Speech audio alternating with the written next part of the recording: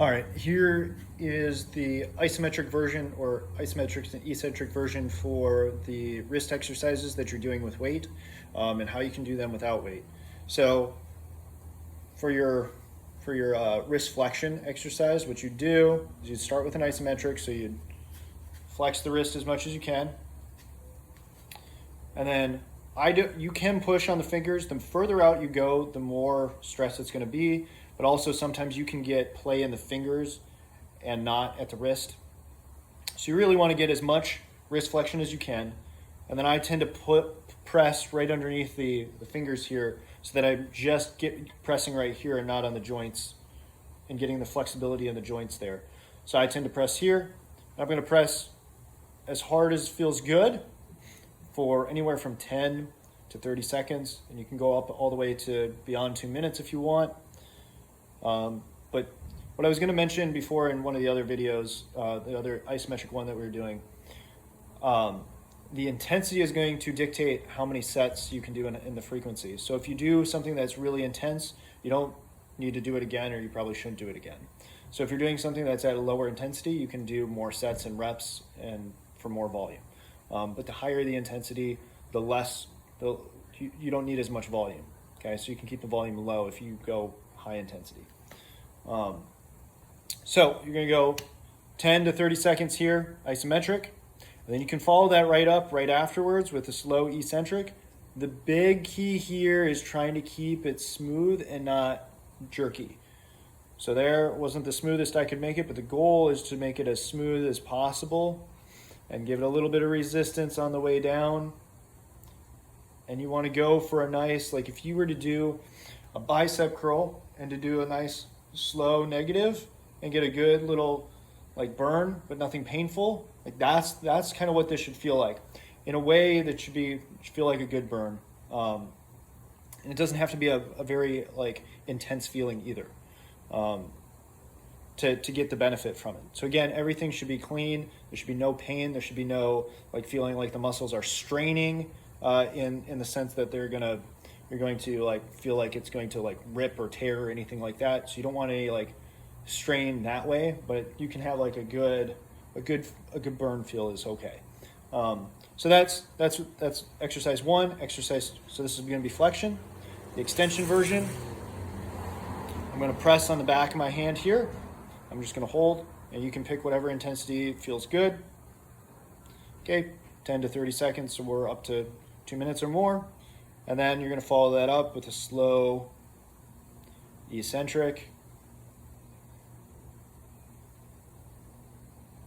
And for the eccentrics, the number of reps you can do, anywhere from 2 to 5 or 6 reps, whatever feels good.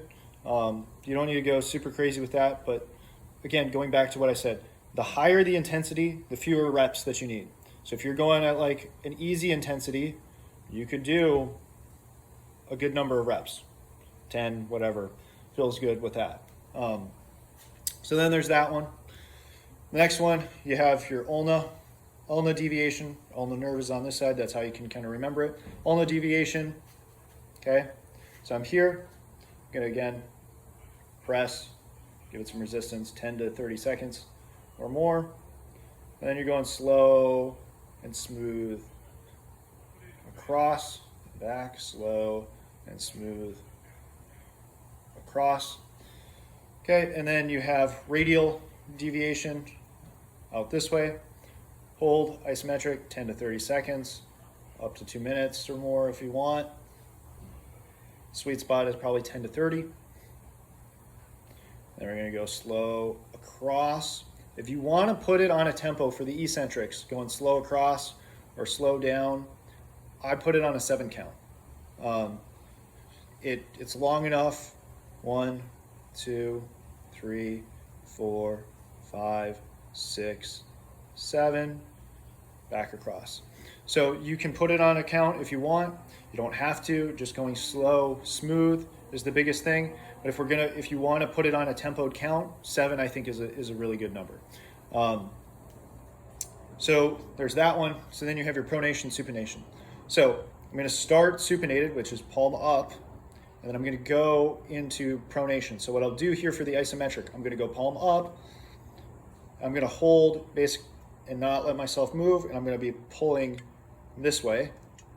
So I'm just going to hold 10 to 30 seconds, and then I'll do my eccentric.